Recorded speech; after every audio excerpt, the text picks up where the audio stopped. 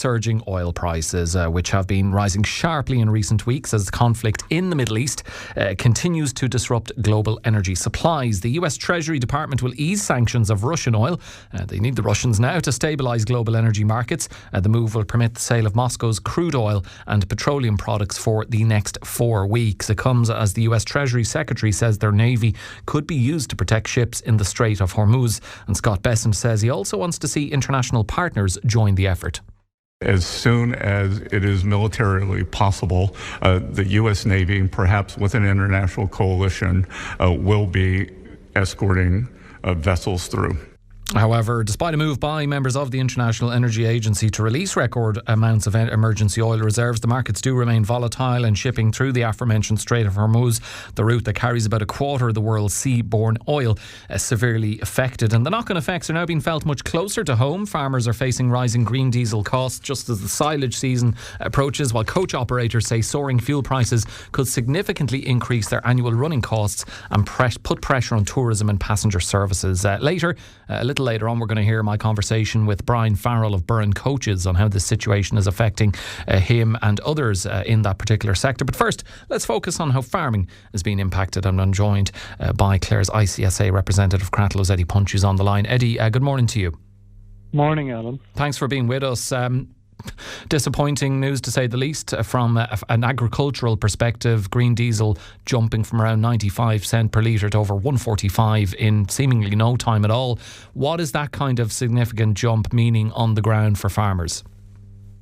It's a huge impact, and because we've had a really difficult spring weather-wise, there's a lot of work still to be done. Even in getting slurry out, and at the same time people are now starting to think about growing grass and thinking about silage season maybe beginning in May.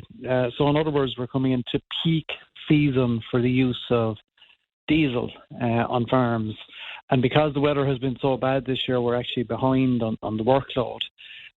So the astronomical increase in green diesel, agricultural diesel, has come at the worst possible time.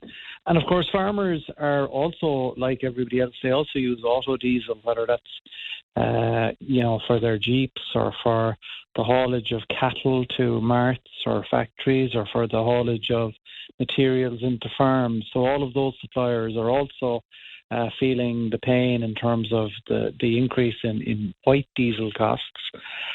So all of this is going to add to a lot of extra cost on farms, and ultimately that's going to add further pressures to the price of the dinner on the table.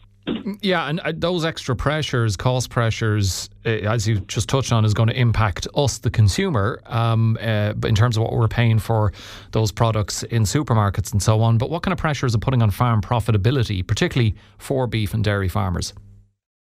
Huge, I would say, Alan. And on our own farm, when I look at 2025, the cost of contractors to make silage, spread slurry, do baling, etc., has become one of the very biggest costs on farms. Some of that is the cost of machinery and the cost of labour, but a substantial element also is the cost of fuel.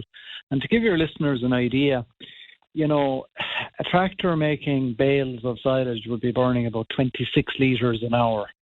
If you're agitating, that's mixing the slurry in a tank. That kind of machinery will use 32 litres an hour on the tractor. And you see, this comes down to this question of the amount of government tax take on fuels, and in particular the very contentious carbon tax, because the carbon tax is increasing every year. And again, it increased in the budget in October to €71 a tonne. And it's going to go to €100 per tonne by 2030, or at least that's the plan. And that's adding about potentially, anywhere from 19 cents to 27 cents to the litre of that diesel that is being used to do those essential farm operations. So if you're burning 30 litres an hour doing tractor work, you can see how that very quickly adds up. And the problem, of course, is the carbon tax on agricultural diesel is very, very misconceived. In the same way that a lot of people in Clare would say, well, going to work, I don't have a public transport alternative. So if you don't have an alternative to using diesel, it's not carbon tax, it's just tax. And as the price of diesel escalates, it's getting very hard for people, going to work. But in farming terms, it's absolutely adding to the cost of the dinner on the table, or potentially, on the other hand, impacting, of course, the viability of a farm business as well. And I think that's a big issue because, consumers are under pressure to pay more for food. I understand that. But equally, if costs keep rising on farms, there's a squeeze there that comes somewhere. And, the big question here is, what is the government going to do about it now? Because, the carbon tax was... is, in my view, it's totally misconceived. There is no alternative to burning diesel to do these kind of agricultural operations. There is no such thing as an electric tractor. Yeah. So what do you want the government to do in terms of support or measures? I mean, I'm sure you and all farmers would love them to address the carbon taxes and the increases. If not that, though, if that's that's off the table, what else do you want to see the government do to try and help farmers? Well, you see, the government is taking carbon tax and then it's imposing VAT on top of the carbon tax. So, and there's also other taxes as well, the NORA and the excise duty. The excise duty is minimal on agricultural diesel. But the VAT and the carbon tax are the biggies when it comes to increasing the price of diesel. And there is going to have to be some discussion about how much the government is going to sit idly by as the price of fuel goes through the roof.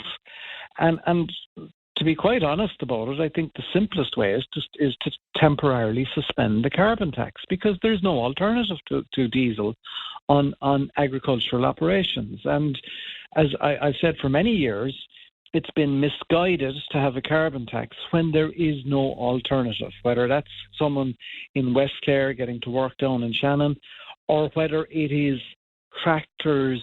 And let's be clear about this. Silage has to be made by burning diesel. Cattle brought to a mart, diesel is required.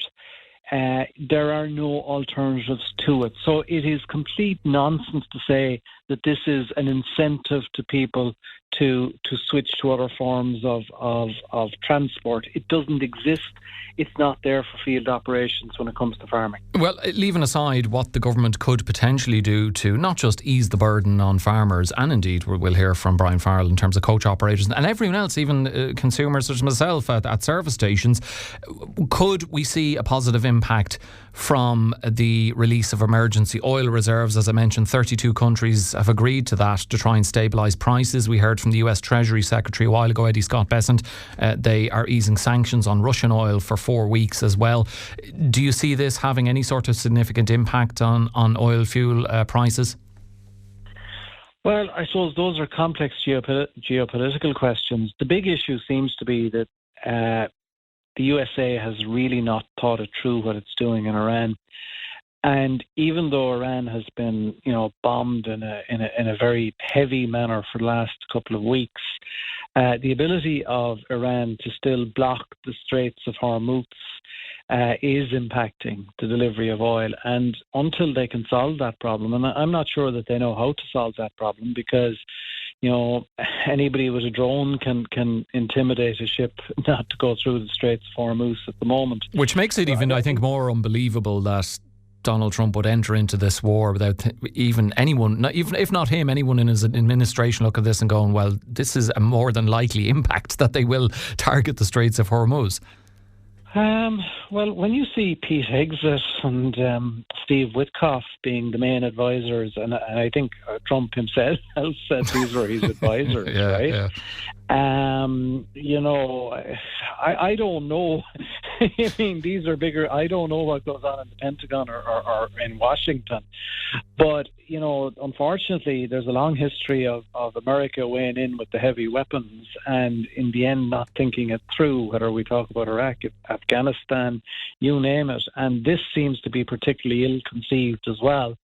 and they don't seem to know what their objective is. But there's another problem. I mean, Trump has said that, well, America has loads of oil, so if the price of oil goes up, it doesn't bother them too much. Now, that's just I'm all right, Jack.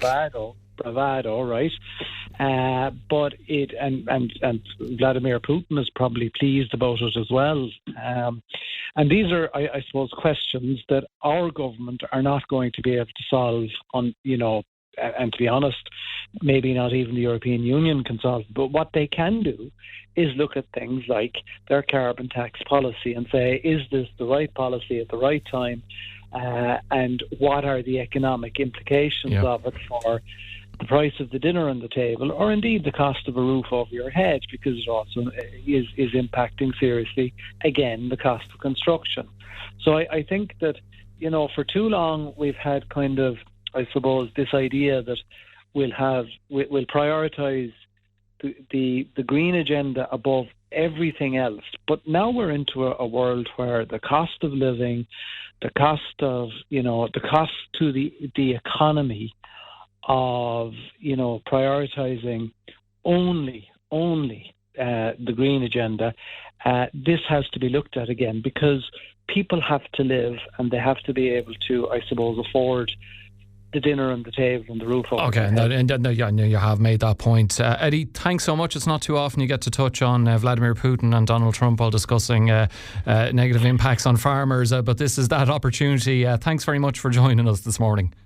Thanks, Alan. Thank you. That's Eddie Punch, the Clare ICSA representative. And I have been speaking about this issue in terms of how coach operators are impacted with Brian Farrell of Burren Coaches to get a sense of how their sector is viewing all of this. Brian, thanks very much for joining me. Morning, Alan. How are you? I am well, apart from any time I have to go to a service station to fill my car. It feels like everyone in the country is feeling the pinch at the moment when it comes to fuel prices. They have surged again in recent weeks. Can you give us a sense of how rising fuel prices are impacting your day-to-day operations at Burren Coaches, and more generally what you're hearing from colleagues within the coaching sector in Clare? Yeah, within the industry, I suppose you're dead right. It's the service stations have become the new shopping window, as you're driving around and looking at fuel prices here, there and everywhere. And like for our industry, it's a daily ping on various coach operators, WhatsApp groups and that type of thing, social media, the conversation about how much they're paying in bulk or by card or just buying at the service station. And moving around trying to make that bit of saving. But there's a massive hike, as you see across the board. Operators are quoting something from 38 to 50 cents a litre of an increase in the last couple of weeks. And it's volatile when you're trying to plan or you have already committed to the different services that people provide. Yeah, and those hikes per litre that you've just mentioned, I mean, some operators are estimating that their annual fuel bill could increase by as much as €250,000. Is that the scale of the pressure, the horror that you could be facing, that is facing the industry? The whole thing, the uncertainty of it, people are trying to plan.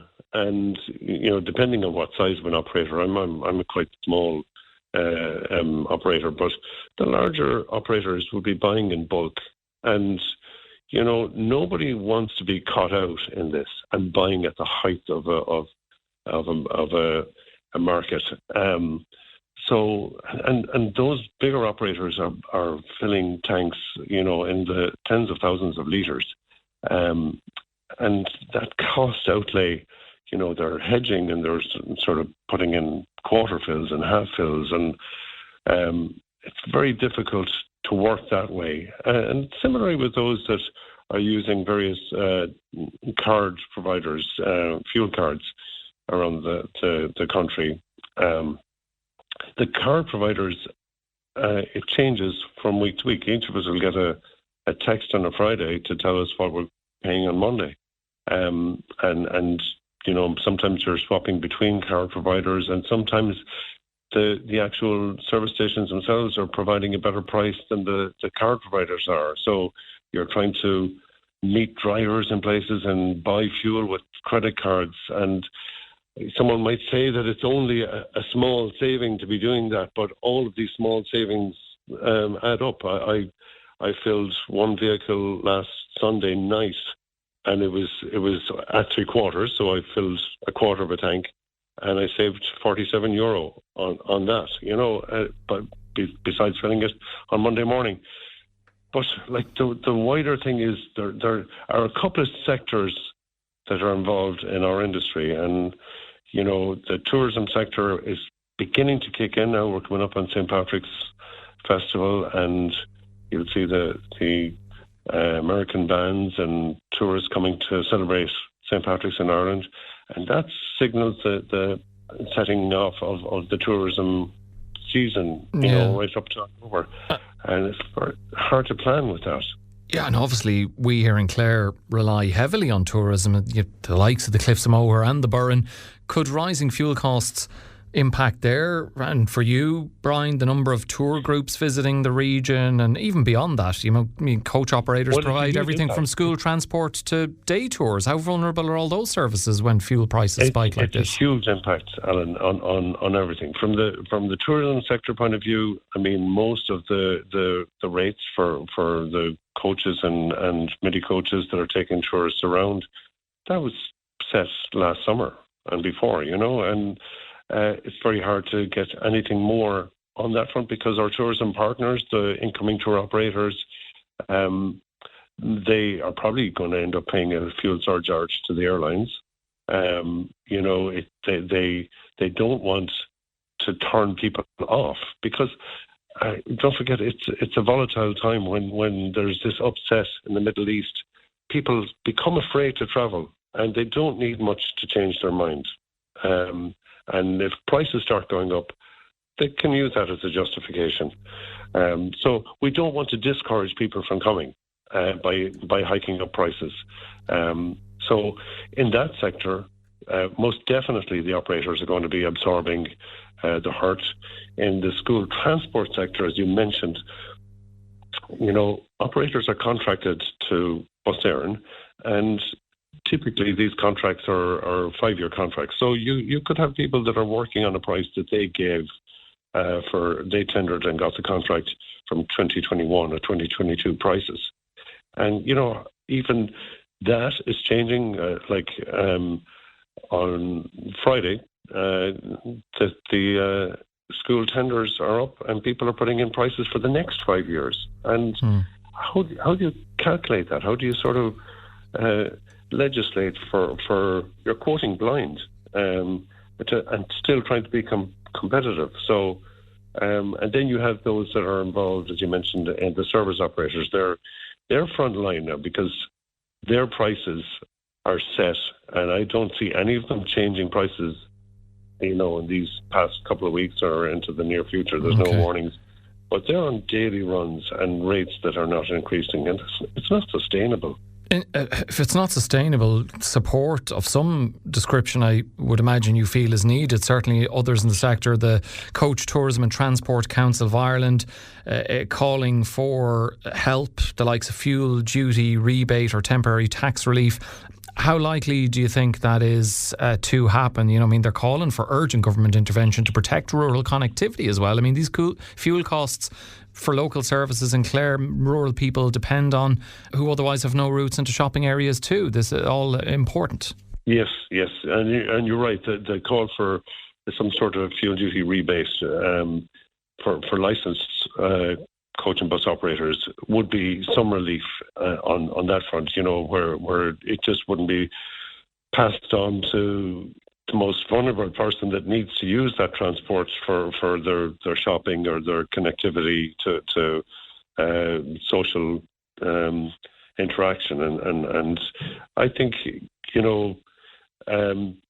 there's a lot of uncertainty out there about how long this is going to go on for. And another thing that the Coach Tourism Transport Council are calling on is for the protected fuel access status, so that, if there is fuel shortages, which could likely happen, that services won't be impacted. Those vital services that give the lifeline to people that are on local link or PSO routes, to get them into Ennis or wherever they need to go to live their daily life. But there is some sort of action needed by government that's going to give a little bit of confidence to the industry going forward.